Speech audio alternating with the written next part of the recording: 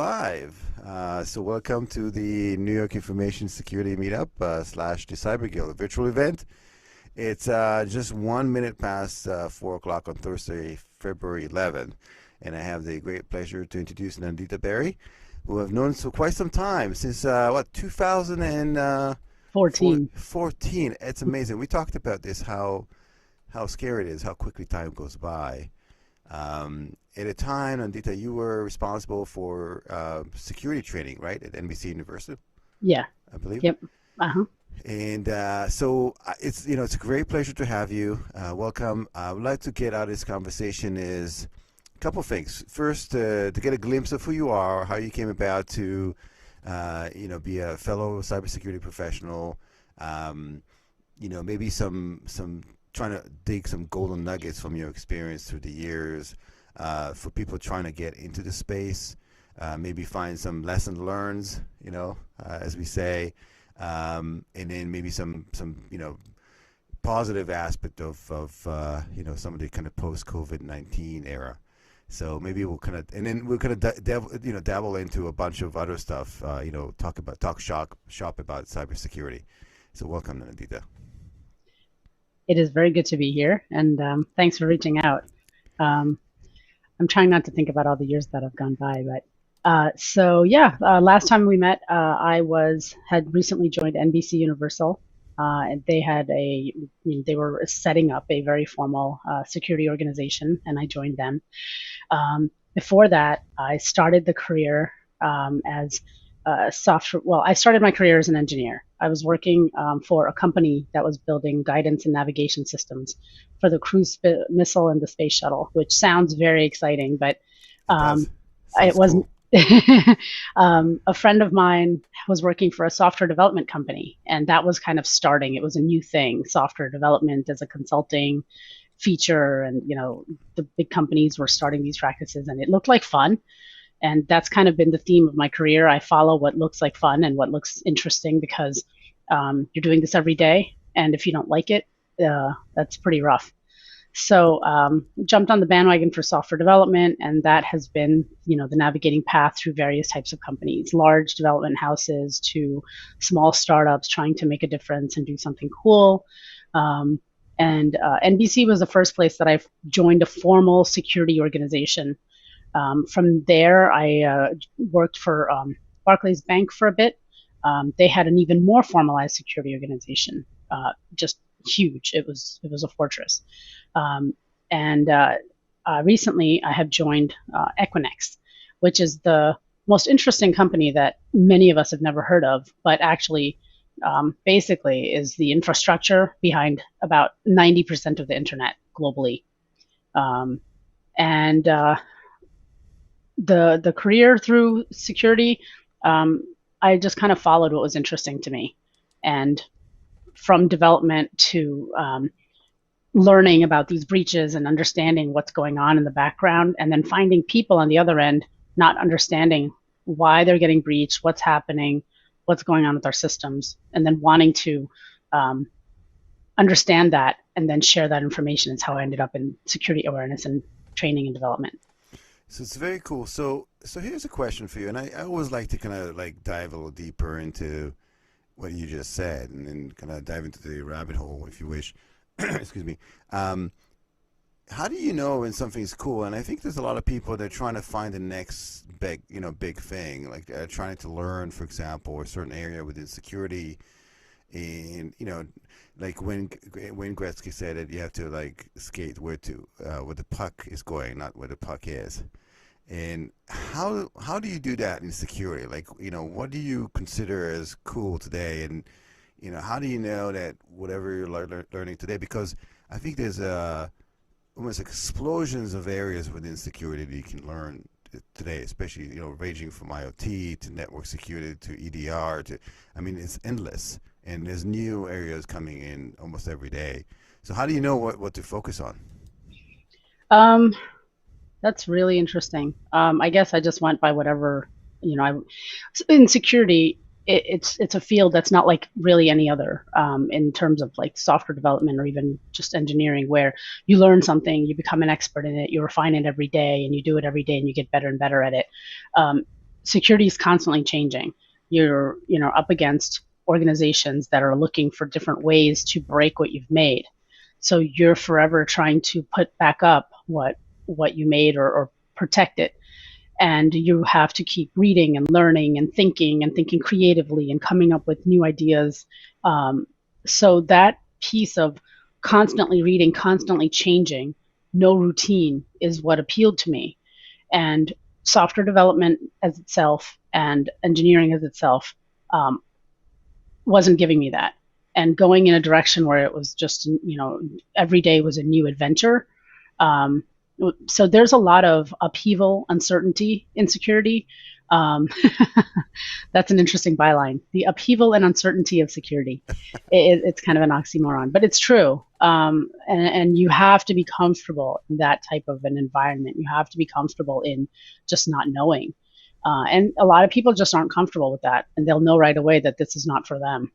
So I liked that. I liked the not knowing. I liked the figuring it out. I liked the exploring every day and finding something, and kind of racing to stay ahead of somebody. It's exciting.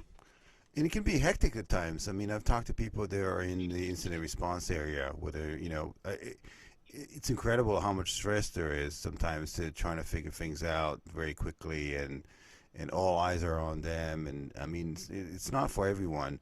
Do you find specifically that your engineering background was, helping you to, kind of dissect things and kind of understand the underlying, elements within security, or or it doesn't matter? You were just kind of had the background and you learned as you went.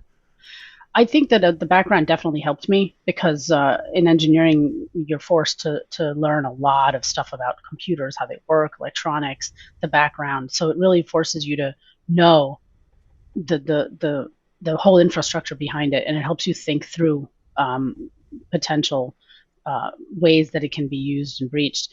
But what's interesting is that a lot of people I'm finding in like incident response teams are from organized law enforcement. There's a lot of people in this field that come from places like FBI, military. So it's a very interesting mix of people. But like you said, it is very high intensity and very stressful a lot of times. So the stress can get kind of crazy, and it can be very draining. And you have to be able to hang in there. I have experienced at various organizations breaches, denial of service attacks. At one of the places, the denial of service attack was basically 21 straight days of everybody working almost around the clock. So it's not for the faint-hearted. It sounds fun. It sounds like people get to know each other. You definitely get to know each other. It's Yeah. almost like studying for midterm exams. Yes. If you like that feeling of literally being in finals week for 3 straight weeks. Some people like that. Some people just don't work until it's the last day and they're cramming, and the deadline is at their head and they're freaking out. So that's the kind of personality that is required in this field. And you also mentioned that the organization you joined, some of them had a very robust, very established, security, teams and structure in place and so on. Was it hard to adopt, an existing environment and trying to find kind of the lay of the land? And, these large organizations, typically, it takes a while for you to even figure out who's who, what are kind of the politics involved, what do they care about? I mean, all that stuff takes time. Do you find that was a bit of a shock to you? It was quite a shock to me. It's actually a very insightful question. So, like I said, when I started at NBC, the organization was just ramping up. We were up to almost 100 people in the whole security organization. It was still growing, and I know it's a much bigger now than it was at that time. But the organization I jumped into, from the 100 employee people, was 1,400 employees globally. Well, And it was a lot, even just to get your hands around how it was divvied up between the incident response team and different services, and different scanning teams, and who was running red team and pen test. I don't think I even met some of the people that worked there, or ever spoke to them in the 3 years that I was there. Um, It's definitely a different type of feel. So if you are a little more comfortable in more structure and more organization than those big teams, it's kind of like joining a very big military. They already have their tried and true playbooks. They already have their response. They already have a lot of different kinds of um, infrastructure. In fact, they actually had a pandemic response team that was part of our security organization. Wow, that's Yeah. amazing. Yeah, Back. nobody wanted to do that. So they were like, "You're the new guy, you can have it." And they gave it to me. And I think back to that and I think, wow, that was pretty impressive. They were thinking ahead. Yeah. Was the zombie apocalypse anywhere in the kind of the playbook, or was it not? Was it not in there? Um, that would Or was it probably that make a severe? really, really good playbook, the zombie apocalypse. You know about that breach that happened to the TV station. I think it was in Minnesota a few years ago, right? Hackers broke in and put the zombie apocalypse is coming, go buy milk and eggs. People started freaking out. um, and it's really interesting. These large organizations have a bit of you know, how would I phrase that? Again, I try to uncover some, what we discussed about prior to. It's not rosy. That there's bumps across, along the road. People don't just become successful. You have to sometimes deal with adversity. And so these organizations have the structure, but also have a bit of, especially the financials. I find have a lot of politics. A certain type of, people spend a lot of time. So if they have like the roles and responsibility, a fraction of that time is actually being used to manage others as well as up as well as down, manage their like the way they perceive to the outside world, the way they Yeah. perceive to their colleagues. Was that something you had to learn? Yeah, that was a big challenge in those kinds of places because you really have to balance uh, the projects that make sense and the recommendations and the steps that the company should be taking versus what some level of manager wants you to present because it may or may not make him look good. There's a balance in security between what is the best for the company's security posture versus what the businesses are allowing, because all levels of security either slow down the business in their minds or create more controls so they can't just go to any website, any download tool, anything they want to do. We're putting those in place.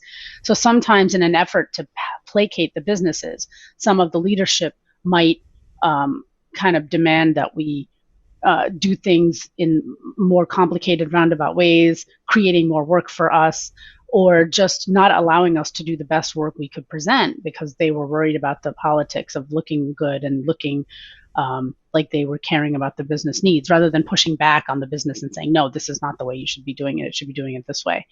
So those political moves really force you to learn to be patient and just develop a thick skin that sometimes some great idea that you presented and this is the latest and greatest direction that you just can't go in and you have to wait because the games, or sometimes some really cool project that you came up with gets given to somebody else who has better visibility and is more kind of the favorite. And so because this is so visible, um, if mistakes are made, sometimes a mistake can land in your lap. That wasn't your fault, but there is so much power in politics at play that somebody has to take the blame, and it can be anyone, even just somebody who had nothing to do with it, just the fall guy. So, Yeah, it's just interesting. There's no informal education. There's no like thick skin 101. Like they don't. No one teaches you that, and I mm, think that that soft hard skills are very much in demand. And I think that if I look around, kind of the young generation, and we talked a bit about this, is not exposed so much to adversity. I think kids these days they seem to it's like that Lego movie. Everything is wonderful. And then they get into the I don't know if you watch that. You seem to oh, be I did. Everything is awesome. That was everything's awesome. yeah. That's We right. actually have that printed out and hanging up. And so so then there's disconnect because then they get into the workforce and you come across the kind of adversity that you have to to to attend to, and then for example, in organizations such as this one, like a large organization with a lot of moving parts, how do you then, for example, excel and shine, and then potentially get promoted? And how, it's very difficult. I find that a lot of that is, and how do you even know you're doing a great job? I think the first thing is that you have to just get back up and dust yourself off and keep going. You can't take it personally, and you can't say this isn't fair, this isn't right. Um, Yeah, I told you, Nandita. yeah, go ahead, say your joke. The well, it's not mine. It's the founder of GoDaddy said fair is something you get on the bus. Yep, queued you up. Um, Thank you. so yeah, you have to just get back up and keep going. I myself have experienced things that happened that I felt were really just not right, and have to make the choice. Am I going to just stay here and keep going? And eventually, you have to have patience, and eventually, the landscape changes, and different things happen. So you have to make a choice of pushing through. But in the end, the one thing that is consistent is that you have to expect adversity. You have to expect that things will not go your way, and that um, you're going to get your fair share of downs, and you have to wait in order for that to turn into an up. Um, and the business isn't there for your benefit and for you to be fair. They're there to move forward, and then the managers are there to move forward, whether it's a vision they have for the actual organization or it's their own personal plans to move up and be something. So you are going to have to just accept those kinds of things that happen. And I think it's definitely harder for the new generation of joiners in some of these companies. Like I was telling you earlier, I think that a lot of the tech companies have created this whole vibe, like it's a big party there. They have cafeterias and happy hours and coffee bars, and everything is taken care of, and you start to feel like they're your parents and they do care for you, and they are going to make everything good for you, pool tables and ping pong and everything. um, those are there for the benefit of the company, to make the company look good. And in the end, you can very much be replaced and disposed of, and um, you've got to be ready to handle that. Um, Organizations change all the time, even with security. As exciting as a field as it is, and you're all hearing that the there's so many open positions, but there are not enough people. Even then, we see organizations change hands, and certain people are nudged out the door or pushed down in their role in order to make room for um, people that leadership and management may have relationships with, that they trust. And sometimes there's valid reasons for those moves, and you have to just dust yourself off and get back up and go do your job. Yeah, I completely agree. There's change of management typically, lends itself sometimes to change in change of the guards, and also the interesting piece is that there are a lot of jobs out there, but not so much for entry level jobs. I find that typically they want somebody who's already very proficient, very qualified. They're not looking to train someone. And I had a discussion previously yesterday. You know, we all typically had somebody giving us a chance at one point. That's how we entered the field. And but now it's even more difficult. They want you typically to do the same exact job, at a similar company. This is how exact that is. Even recruiters I find reach out to me.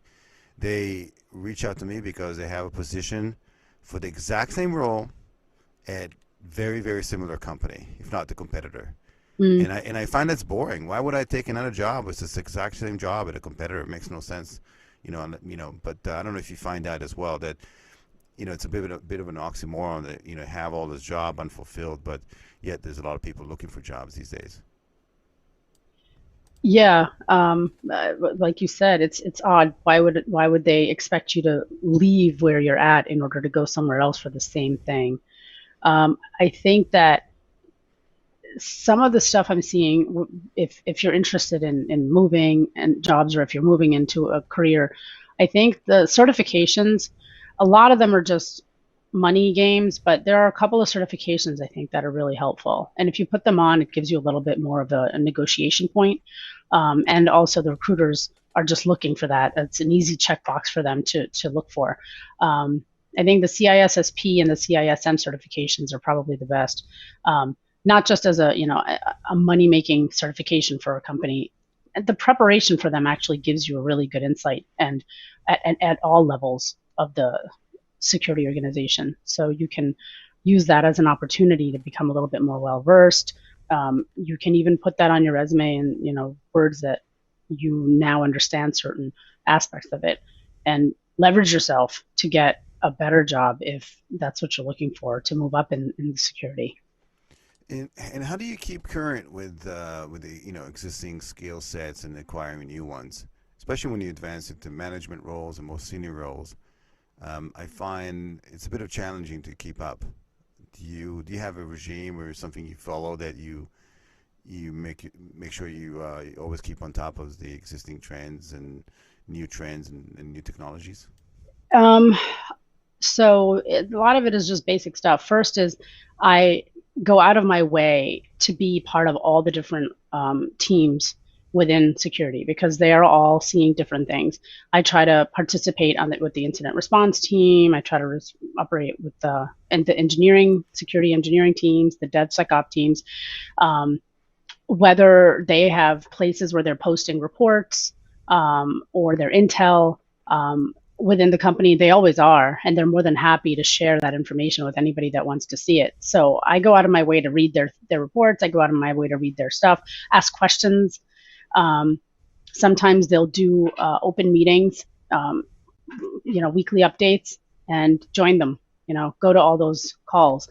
They're not that easy. It sounds like, oh, what a great idea! I should do it. You're busy. You have your own work, and the meetings don't usually happen at the time that's convenient. But just trying to get into those keeps your mind open. And then you hear things, you hear them mention things, and it gets you to start looking things up and reading things online. There's also a wealth of information on YouTube. I am astounded at how much information is free on YouTube. You can go in and learn everything there is to know about Amazon Web Services Cloud certification. You can become a certified practitioner. You can become a security solutions architect.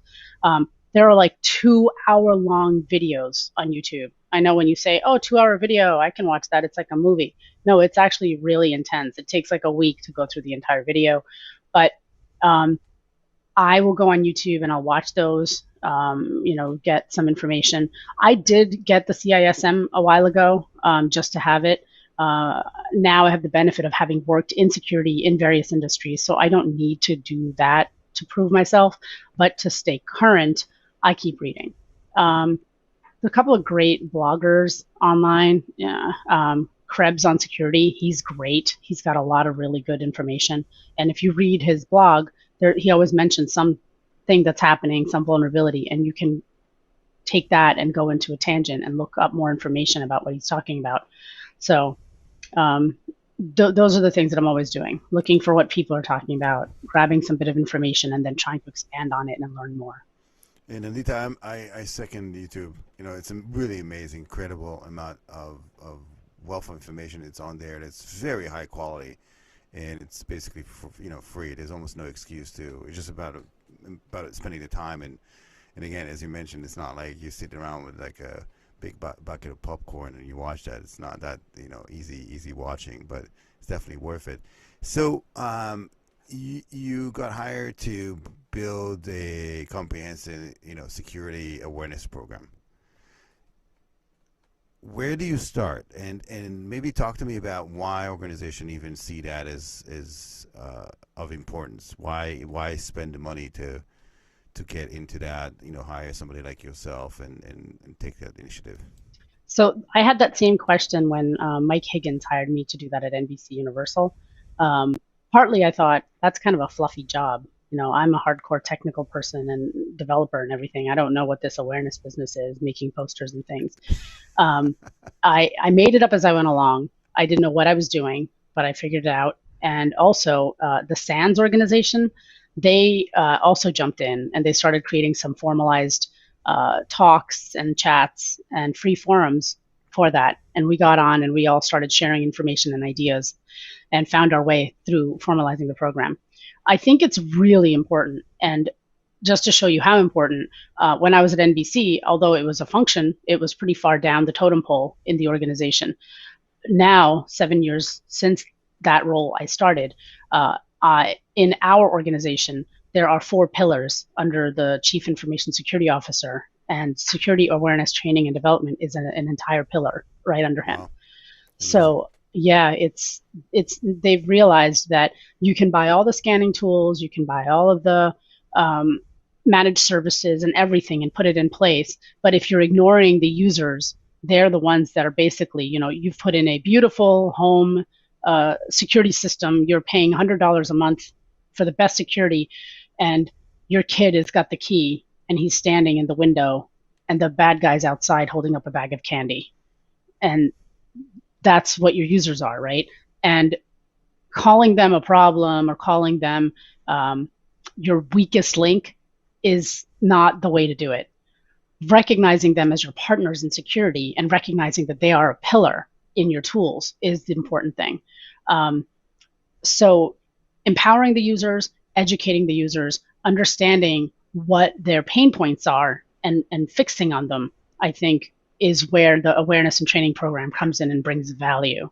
So, one of the big movements now is no passwords. A lot of companies are trying to move to a place where there will be no more passwords. That's been one of the biggest issues for users in general. Remembering them, reusing them, writing them down, and a lot of breaches have been traced back to that. So learning what the user's problems are and then fixing them becomes a big help to the organizations. So I think that they realize that and they are empowering us. This group has moved from being just about posters and pictures. We are doing formalized training programs and integrating information security leaders into being partners and meeting with people and talking and educating. And when you hit people on their, this will help you on your day-to-day, avoiding identity theft, avoiding your bank from being hacked from, your apps, then they are even more embedded and interested in learning. So it just becomes a two-way street, and we benefit on both sides. Very interesting. So how do you get buy-in from the user population? I think it's one of the most important key aspect of it. So it doesn't turn into like you get like the security awareness training thing you click through once a quarter, and people click through while they're like munching on their lunch or whatever. No, they're watching a Netflix movie on the other screen. Yeah, or TikTok these days. And so how do you turn that into a more inclusive type of activity that they feel like they're part of and care about? Well, it cannot come from the angle of compliance or legal. It has to come from the angle of what behavior are you trying to change? What security risk are you trying to reduce? And then from that, you build out what your goals are, what your pain points are, and the story kind of unfolds itself. And you can see the pain points and you can see where the users can do their part. And you have to explain the information to the users in a way that is relevant. The interesting thing people forget about is cybersecurity is really an exciting and interesting world. It's thieves and criminals and really clever people trying to do things, in brand new ways. It's a cutting edge field, even being a criminal in cyber. So learning and kind of lifting the veil of that is very exciting. And if you can remember that and make the training exciting and make the training relevant to what's happening and what's trending instead of a corporate compliance exercise, then you've made it valuable, you've made behavior changes, and you've engaged people. My team's goal is that when they finish that training, they say, what else can I learn? They don't say, thank God that's over, I clicked through it, and I hope I don't have to do it again for 364 more days. We want them to finish and start asking questions. Do you find bringing some of that closer to them, things that can potentially apply on a day-to-day basis? Because we all touch technology. Even now, there's no line between. I'm about to say when you leave work, but we don't leave work anymore. Um, there's really kind of no lines now between your personal life in even the device you use maybe for your personal life, or also the same device you use for work. Yeah, Um, do you find that bringing that closer to the users and make them understand that whatever the very same way they much. protect their organization is the same way they can protect themselves? Is that help? Yeah, and the interesting thing is now that executives are also on board with that. Where just a few years ago they would say, "Don't say anything about personal. We don't want the responsibility of telling them what they should do at home because then they're going to call us and ask us to help them fix it, or if there's something wrong, they're going to blame us for it." That conversation has gone. Now the overlap is much more clear. So we will host talks about what is a firewall. We'll reach out to the users and say, what do you guys want to hear about? And people will say to us, I don't want to ask this out loud because people will think I'm dumb, but what is a VPN anyway? And they're using it every day. They have been using it for many years, but they don't know what it is. So we host talks on what is a VPN, what is a firewall. And then we tell them, this is how you can set up your home router. This is how you can put a VPN at home. This is how a firewall works at home. So what you end up with is somebody who is really aware and educated about their home setup and excited that they can go home and now not be scared. It's like the VCRs that used to try to program and they were always blinking 12 and you just said, forget that. Um, Now the router isn't just something that their internet provider gave them that they just cross their fingers and hope it works. Now they know what it is. Now they know how to get in there and update it and how to make sure they have a good one. So they feel empowered. And now when they come to work, they understand why we have a VPN and they're not saying, oh God, that thing's slowing me down. I got to get rid of it. Or they're trying to find ways to shut it down. That's some of the things the security team's always finding is employees that are trying to work around some of the security controls. And why? Because they don't understand them. All they know is how it's impacting their work, but they don't know why.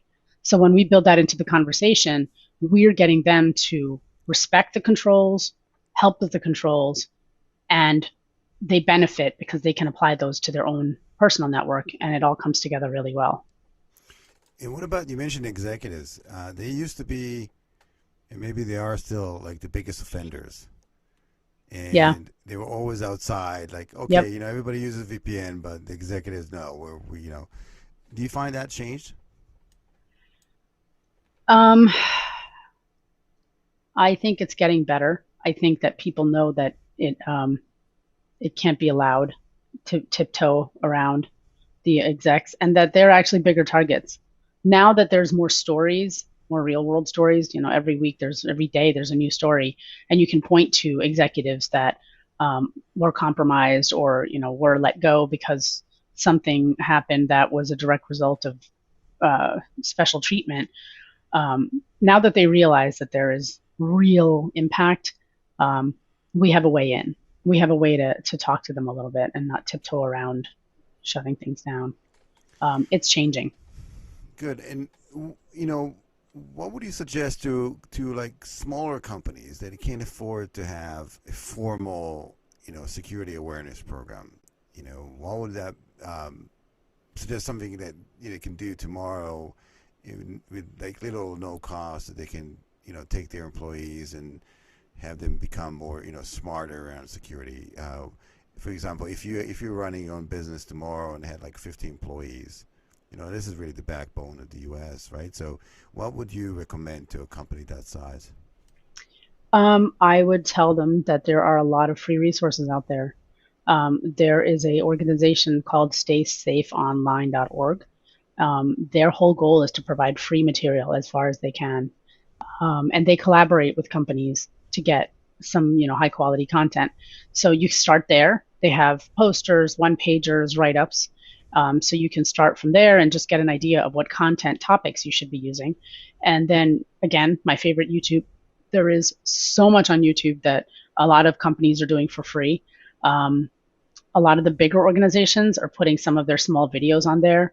So I would say start with Say Safe Online, get a plan of the topics that you want to address that are relevant to your group, and then have a cadence. Maybe every month you do a coffee meeting with everybody for 30 minutes and you show one of those videos, or you have a conversation about what challenges they're facing, or you explain to them why they shouldn't be leaving their password on a post-it stuck to the monitor.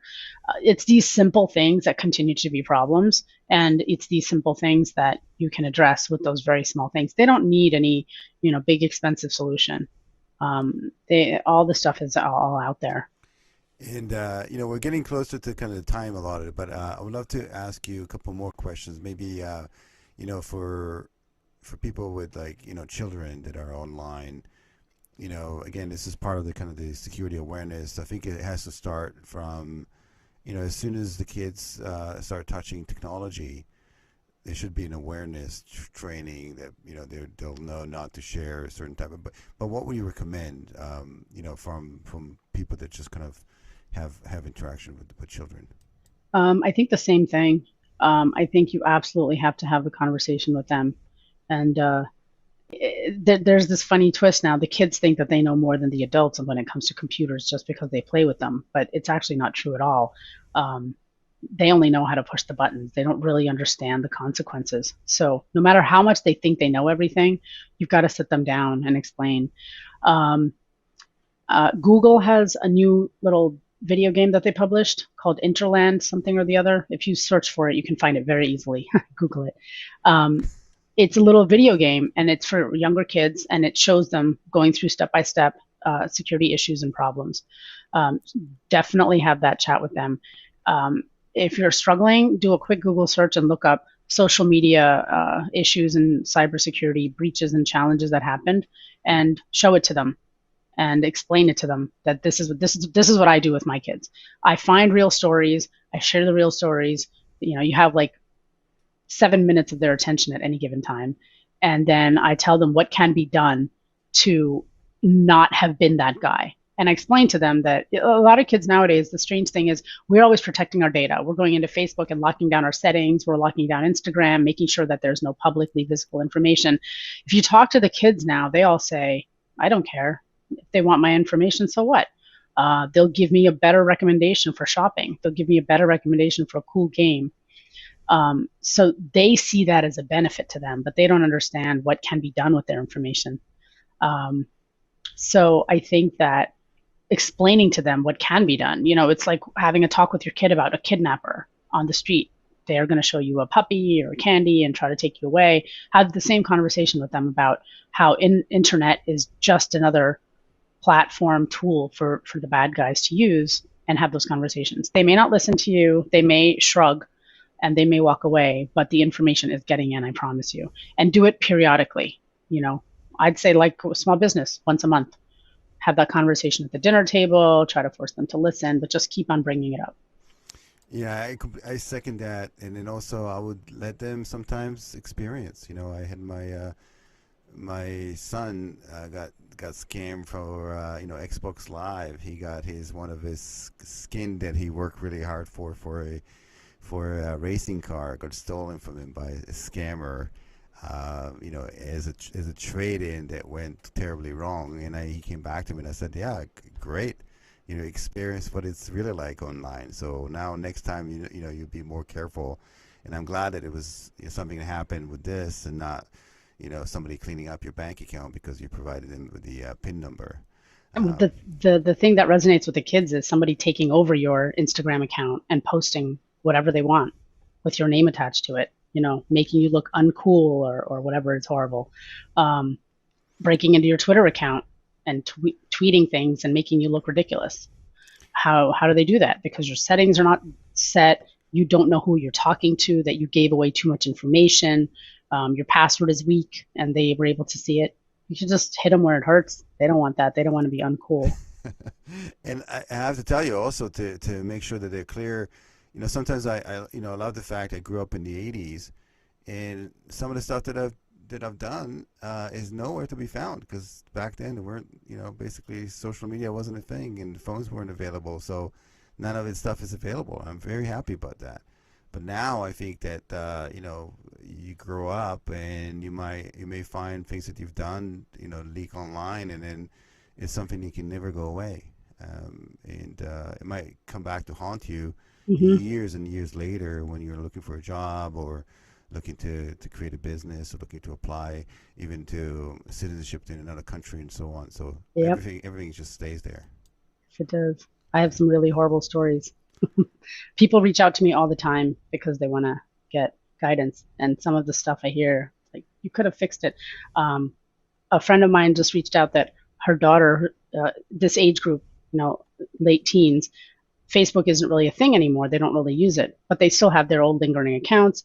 And she got a job managing the social media for a local hospital. She does some small charity work for them, putting it on her college application. Super excited.